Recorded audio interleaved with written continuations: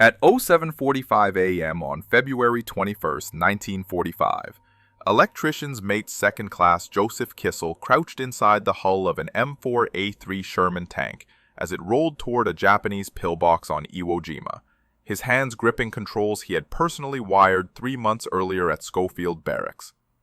The 24-year-old Seabee from the 117th Naval Construction Battalion had spent 1,200 hours building this weapon, knowing portable flamethrower operators on the island were dying at a 92% casualty rate.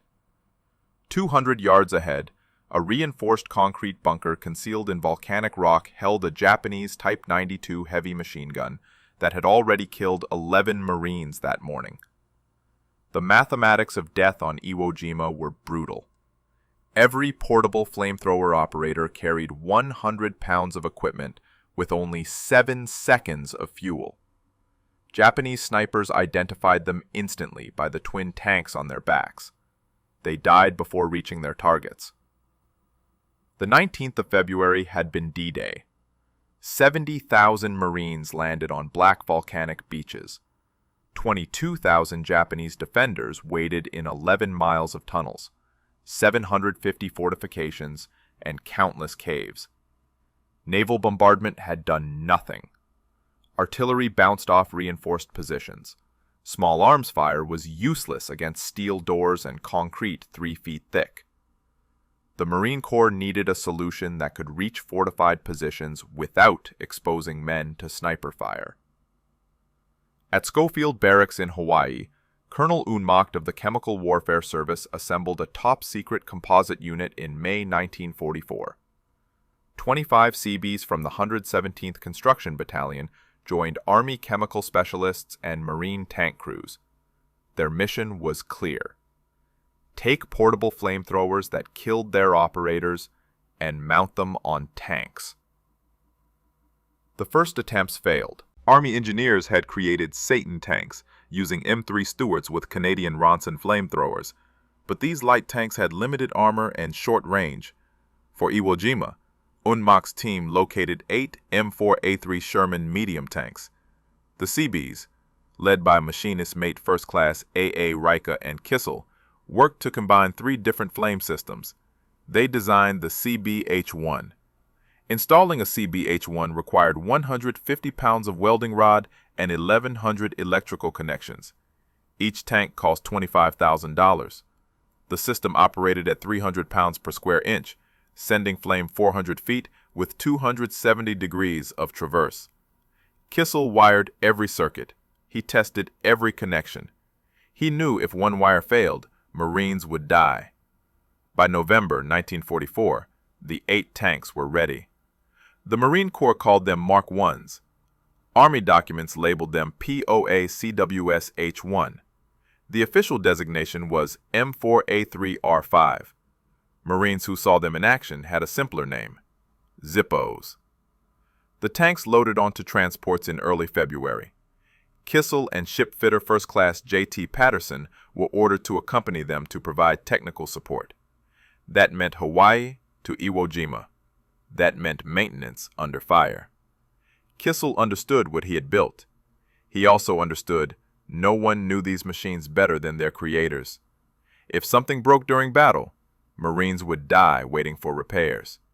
The question was whether this weapon would work. Could the Seabee H1 survive combat? Would Marines follow these flame tanks? Could 8 tanks change a battle against 22,000 entrenched defenders? If you want to know whether Kissel's innovation saved thousands of Marines, please hit the like button. It helps more people discover these stories. Subscribe. Back to Kissel. The 8 flame tanks landed on D-Day, but remained unused. Marine commanders were cautious about untested weapons. February 21st was D+2. The assault had stalled. Conventional tanks and infantry could not crack Japanese defenses. 4th Marine Division requested a flame tank for a fortified position that had held for 2 days. Kissel climbed into the assistant driver's position of the lead Sherman. He had built this weapon. Now he would see if it worked. The pillbox ahead had already killed 15 Marines. Japanese gunners inside had clear fields of fire across 200 yards of open ground. No infantry squad had gotten closer than 70 yards before taking casualties. Kissel felt the tank shudder as the driver engaged the transmission. Through the hull, he heard incoming mortar fire. This was the moment everything he had built would be tested. The Sherman advanced at 8 miles per hour across volcanic ash and broken rock. Kissel checked the pressure gauge. 300 pounds per square inch. The fuel tanks held 290 gallons of napalm-thickened mixture. The ignition system used a waterproofed cylinder with housed matches that rotated like a revolver. He had tested this mechanism 40 times at Schofield Barracks. It had never failed. At 150 yards from the pillbox, Japanese machine gun fire began hitting the Sherman's armor. The bullets made sharp pinging sounds against steel plate. The tank kept moving. At 100 yards, the driver stopped and pivoted the hull to give Kissel a clear angle on the target. Through the periscope, Kissel saw the concrete bunker's firing slit. A Type 92 machine gun barrel protruded from the opening. Kissel aligned the Seabee H1 nozzle and pressed the trigger. The ignition system sparked. Pressurized fuel shot through the nozzle at tremendous velocity. A stream of burning napalm erupted from the Sherman's 75mm gun position and arced toward the pillbox. 400 feet of flame traveled in 3 seconds. The burning mixture hit the concrete bunker and poured through the firing slit. The effect was immediate. Smoke billowed from every opening in the pillbox. The machine gun fell silent. Kissel released the trigger after 5 seconds. The flames stopped. The pillbox burned. No more gunfire came from the position. The Japanese defenders inside were dead. What had taken 4th Marine Division 2 days and 15 casualties to fail at accomplishing, the CBH-1 had achieved in 5 seconds. The Sherman backed away from the position. Marines watching from covered positions began moving forward. One platoon leader radioed battalion headquarters. He reported the pillbox was destroyed. He requested another flame tank immediately. Kissel climbed out of the Sherman once it reached the rally point. Patterson examined the CBH-1 mechanism. All systems had functioned correctly. No electrical failures, no fuel leaks. The pressure gauge still read within operational parameters. The weapon had performed exactly as designed. The two Seabees understood what had just happened. The CBH-1 worked in combat. It could destroy fortified positions that conventional weapons could not touch. It protected Marines from the suicidal exposure of portable flamethrowers. The question now was whether 8 tanks could make a difference against the scale of Japanese defenses. That afternoon, 3 more flame tanks went into action. Each destroyed multiple pillboxes and cave entrances. Each mission succeeded without losing a single Marine to sniper fire. By nightfall on February 21st, Marine commanders were requesting flame tanks for every major assault. The problem was simple mathematics. 8 tanks, 4 per division, 750 Japanese fortifications, 11 miles of tunnels. Kissel spent the night maintaining electrical systems and checking fuel lines. He knew the next morning would bring more missions. The flame tanks would be in constant demand. Someone had to keep them operational. He had built these weapons. He would maintain them under fire. What Kissel did not yet know was how the Japanese would respond. Enemy commanders on Iwo Jima had seen what the flame tanks could do. They understood the threat. Orders went out through the tunnel network. Stop the flame tanks. Target them first. Kill the crews. The Japanese recognized these Sherman flame tanks as the most dangerous weapons on the island. On February 22nd, they would do everything possible to destroy them. February 22nd began with concentrated Japanese mortar fire on American tank positions. Enemy observers had marked where the flame tanks refueled and rearmed. At 0600 hours, incoming rounds hit near 2 flame tanks from 5th Marine Division. No direct hits, but the Japanese were adjusting fire. They were learning. Kissel and Patterson worked through the morning maintaining all 8 flame tanks. The CBH-1 systems required constant attention.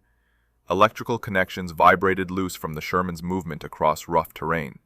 Fuel pumps needed inspection after every mission. Ignition cylinders required new match cartridges. The work was dangerous. Refueling operations exposed crews to sniper fire and mortar attacks. Every gallon of napalm mixture had to be hand-pumped into the tank's fuel system. By noon, 4th Marine Division reported their flame tanks had destroyed 18 fortified positions in 3 hours. 5th Division reported similar results. The effect was dramatic. Japanese defenders who had held positions for days abandoned them when flame tanks approached. Marines advancing behind the Shermans encountered less resistance. Casualties dropped. Progress accelerated. But the demand was overwhelming. Each tank battalion had only 4 flame tanks. They operated from pooled locations, dispatched to wherever the assault stalled. Radio requests came constantly. 1st Battalion needed a flame tank at Hill Peter. 2nd Battalion needed 2 at a cave complex. 3rd Battalion had a fortified ridge they could not advance past. The 8 tanks could not be everywhere. Marine infantry officers began refusing to advance without flame tank support. They had seen what these weapons could do. They knew conventional attacks meant high casualties against fortified positions. The flame tanks saved lives. Marines would wait hours for a flame tank rather than assault without one. Kissel saw this firsthand on February 23rd. A company from 23rd Marines had been pinned down for 6 hours by a cave complex in the northern sector. The Japanese position held 3 connected caves with interlocking fields of fire. Every approach was covered. Artillery had been ineffective. Infantry assaults had failed. 12 Marines were already casualties. Kissel accompanied the flame tank dispatched to the position. He rode in the assistant driver's seat, monitoring the Seabee H-1 electrical systems. The Sherman approached the cave complex from an angle that limited exposure to enemy fire. At 75 yards, the gunner opened fire with the main flame weapon. The first burst sent 400 feet of burning napalm into the primary cave entrance. 5 seconds. The gunner shifted aim to the second cave. Another 5-second burst. Then the third cave. The 3 caves became infernos. Smoke poured from interconnected tunnels. Secondary explosions erupted as stored ammunition cooked off from the heat. The entire complex was compromised. Marines advanced and secured the position without additional casualties. That single mission took 11 minutes and used 60 gallons of fuel. What would have cost the 23rd Marines potentially dozens of casualties and hours of fighting was resolved in less time than it took to brief the assault plan. The Marine Company commander radioed a simple message to battalion: "Send more flame tanks." But there were no more. All 8 were committed. Requests were stacking up. Japanese defenses stretched for miles. The flame tanks were working exactly as designed. The problem was, there were not enough of them. By February 25th, the 8 flame tanks had been in continuous operation for 4 days. Kissel had worked 18-hour shifts maintaining them. Each tank averaged 4 to 6 missions per day. Fuel consumption reached 5,000 gallons daily. The Seabees at the beach supply depot worked around the clock mixing napalm and pumping it into jerry cans for transport forward. The Seabee H-1 systems were holding up better than expected, but problems emerged. Electrical connections corroded from salt air and volcanic dust. Fuel pumps clogged from sediment in the napalm mixture. Ignition cylinders wore out faster than anticipated. Kissel and Patterson improvised solutions. They used telephone wire when standard electrical wire ran out. They fabricated replacement parts from damaged tank components. They kept all 8 flame tanks operational. The impact on Japanese defenses was measurable. 5th Marine Division reported that flame tanks had destroyed 43 fortified positions in 5 days. 4th Division reported similar numbers. Infantry casualties dropped 30% in sectors where flame tanks operated, compared to sectors without them. Marines were advancing faster, with fewer losses. Japanese defenders adapted their tactics. They concentrated anti-tank fire on flame tanks. They targeted fuel trucks supplying them. They attempted suicide attacks with magnetic charges. 3 flame tanks took damage from Japanese anti-tank guns, but armor held. None were destroyed. The Seabee H-1 system survived impacts that would have disabled conventional equipment. On February 27th, Kissel was inside a flame tank when it took a direct hit from a Type 1 47mm anti-tank gun. The round struck the Sherman's frontal armor at an oblique angle and deflected. The impact threw Kissel against the hull interior. His shoulder dislocated. Patterson pulled him out of the tank and relocated the shoulder joint. Kissel was back working on electrical systems within 2 hours. What impressed Marine commanders was not just the weapon's effectiveness, but its reliability. The CBH-1 functioned in conditions that destroyed other equipment. Volcanic dust jammed machine guns and fouled engine carburetors. Salt spray corroded electrical systems. Constant vibration from rough terrain loosened everything. The flame tanks kept operating. Marine infantry developed new tactics around the flame tanks. Squads would advance behind the Shermans, using them as mobile cover. When the flame tank engaged a fortified position, infantry would rush forward during the confusion and secure the area. This coordinated approach reduced casualties while maintaining momentum. The statistics told the story. In the first week of flame tank operations, Marine divisions advanced 3 times faster than projections. Casualties from fortified positions dropped by 42%. Japanese defenders abandoned positions rather than face the flame tanks. Tunnel networks that would have taken weeks to clear were neutralized in days. But the human cost of operating these weapons was accumulating. Tank crews worked in extreme heat inside the Shermans. The CBH-1 system generated additional temperature from the pressurized fuel system. Crews suffered heat exhaustion. Some collapsed from dehydration. Kissel saw men pass out inside the tanks from temperatures exceeding 120 degrees. The flame tanks were working. They were saving Marine lives. They were changing the course of the battle. But the question remained whether 8 tanks and 2 Seabees could sustain this pace for however long Iwo Jima required to secure. March 1st marked 10 days of continuous flame tank operations. Kissel had been in combat for 20 consecutive days, sleeping 3 to 4 hours per night. His dislocated shoulder had not fully healed, but he continued working. Patterson showed signs of exhaustion, but refused evacuation. The 2 Seabees were the only personnel who fully understood the CBH-1 electrical systems. If they left, the flame tanks would eventually fail. The battle's intensity increased. Japanese defenders in the northern sector had fortified every ridge, ravine, and cave. This terrain favored defense. Volcanic rock provided natural cover. Interconnected tunnels allowed defenders to reappear in positions Marines thought were cleared. Casualties mounted. Progress slowed. 5th Marine Division commander specifically requested flame tanks for an area called the Meat Grinder. 3 fortified hills formed interlocking defensive positions.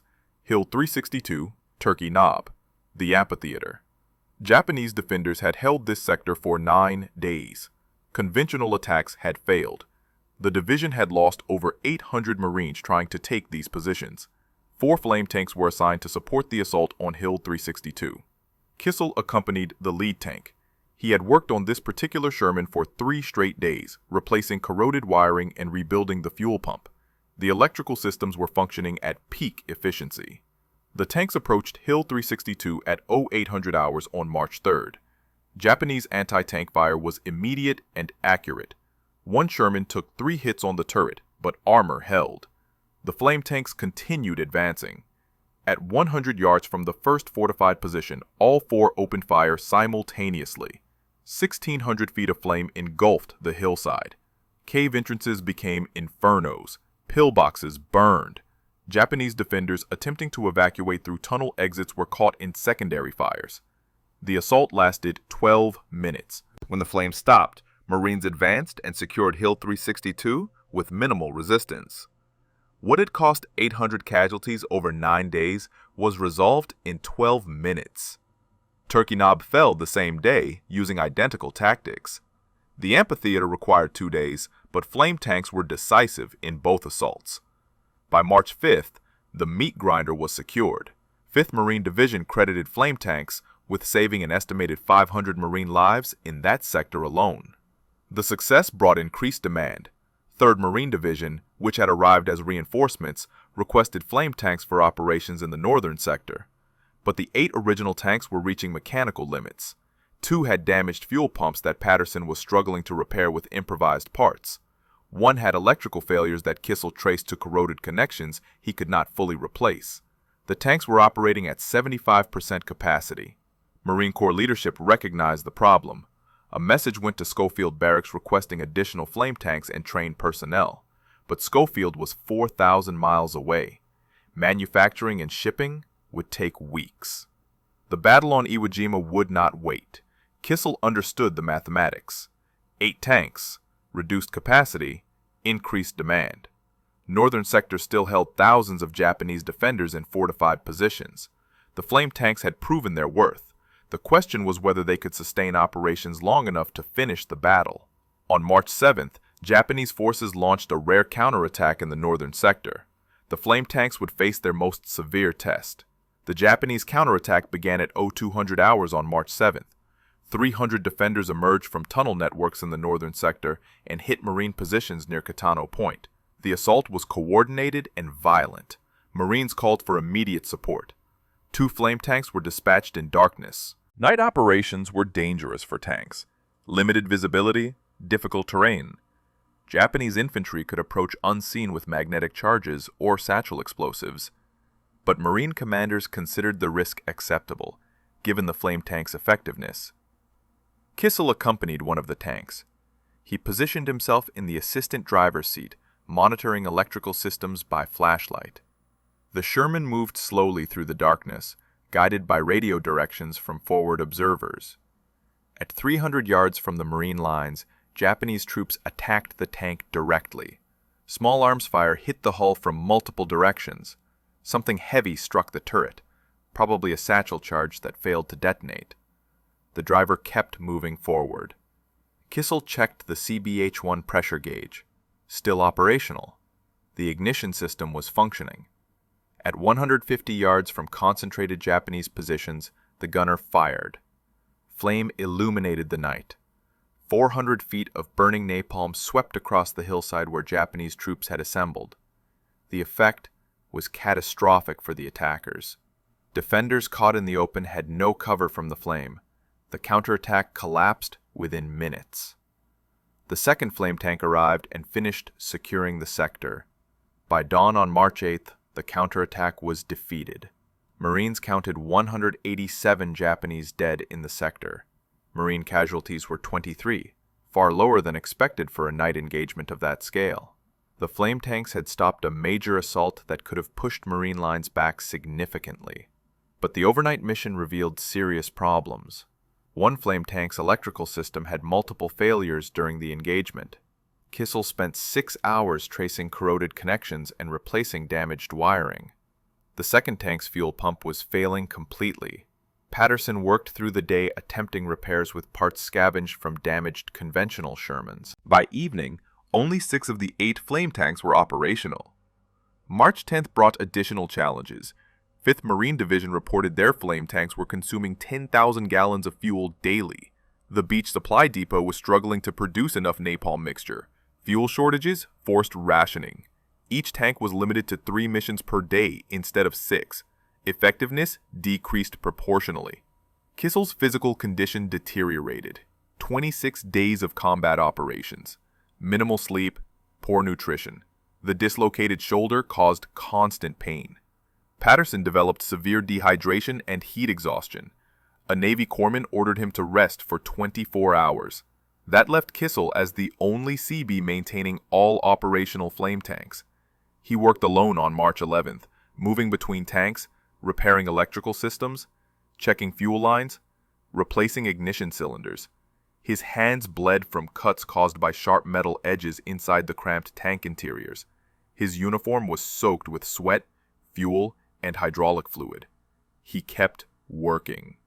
Marine commanders watching this 24-year-old electrician work himself to exhaustion understood something important. The flame tanks were not just machines. They were the product of human determination. Kissel had built them. He maintained them. He fought in them. His refusal to quit kept them operational. But even determination had limits. The battle was entering its 4th week. Japanese defenders still held strong positions. The question was whether Kissel and the flame tanks could last. March 12th brought reinforcements from Schofield Barracks. Not additional flame tanks, but replacement parts and 3 trained technicians who understood the Seabee H1 systems. Patterson recovered enough to return to limited duty.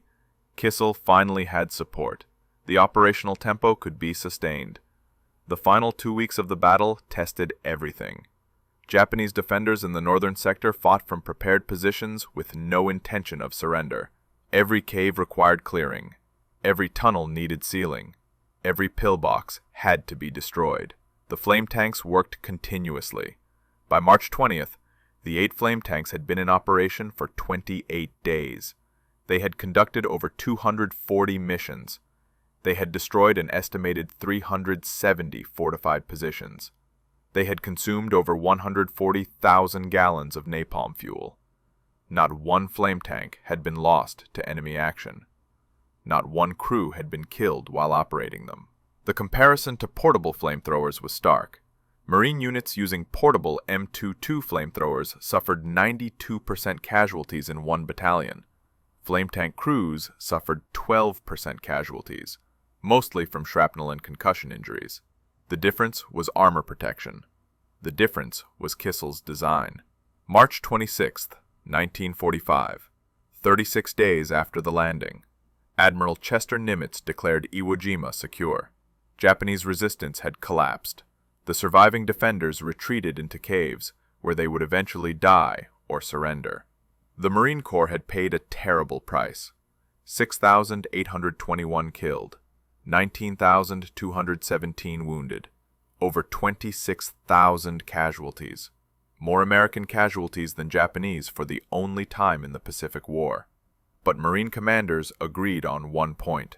The flame tanks had been the most effective weapon on the island. 4th Tank Battalion reported the flamethrower was probably the most valuable single weapon employed at Iwo Jima. 5th Marine Division stated the flamethrower tank was the most important single weapon available to this division. 23rd Regimental Combat Team reported highly successful and recommended more flame tanks per tank battalion. One Marine platoon leader wrote a simpler assessment. The infantry would sooner see one flamethrower tank than a dozen with 75s. That statement captured the reality. Marines trusted the flame tanks. They waited for them. They followed them into combat. The weapon Kissel had built saved thousands of Marine lives. Kissel worked on Iwo Jima for 32 days total. He accompanied flame tanks on over 20 combat missions. He maintained electrical systems under fire. He improvised repairs with limited resources. He refused evacuation despite injuries and exhaustion. His determination kept the flame tanks operational through the entire battle.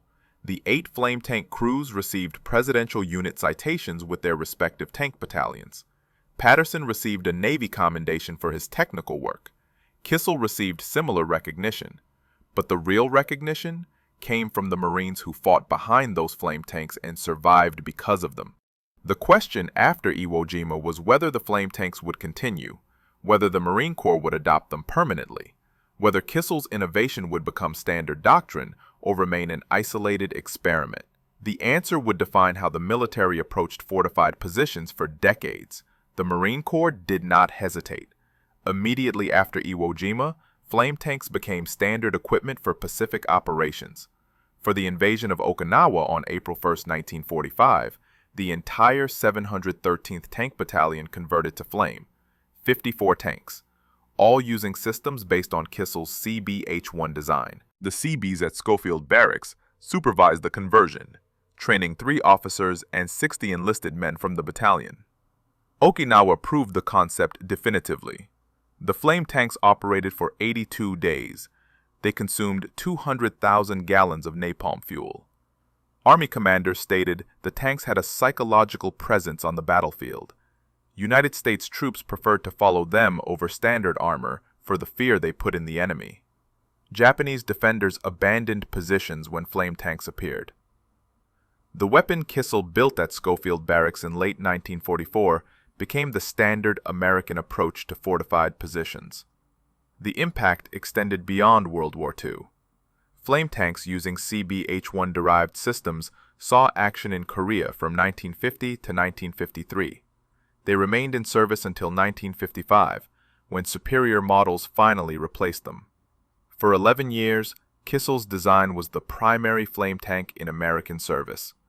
The system he wired with 1,100 electrical connections in November 1944 influenced mechanized warfare doctrine for a generation. The statistics tell the story of lives saved. Portable flamethrower operators suffered 92% casualties on Iwo Jima. Flame tank crews suffered 12%. On Iwo Jima alone, flame tanks destroyed 370 fortified positions while protecting the Marines who advanced behind them. Casualties in sectors with flame tank support were 42% lower than sectors without them. 5th Marine Division estimated flame tanks saved 500 lives just in the meat grinder sector. The total number saved across the entire battle was likely thousands. Joseph Kissel returned to civilian life after the war. He had spent 32 days in combat on Iwo Jima. He had built a weapon that changed how the United States Marine Corps fought. He had maintained that weapon under fire. He had refused to quit when exhaustion and injury gave him every reason to evacuate. His determination kept 8 flame tanks operational through 36 days of the bloodiest battle in Marine Corps history. The legacy is simple but profound. A 24-year-old Navy electrician recognized that portable flamethrowers were killing their operators. He designed a better solution. He built it. He tested it in combat. He maintained it under the worst conditions imaginable. His innovation saved thousands of American lives and influenced military doctrine for decades. If this story moved you, please hit the like button. It helps others discover these accounts that deserve to be remembered. Subscribe to support our mission of preserving World War II history. Leave a comment telling us where you're watching from. We have viewers in over 70 countries. And if you'd like to share, tell us if anyone in your family served during the war.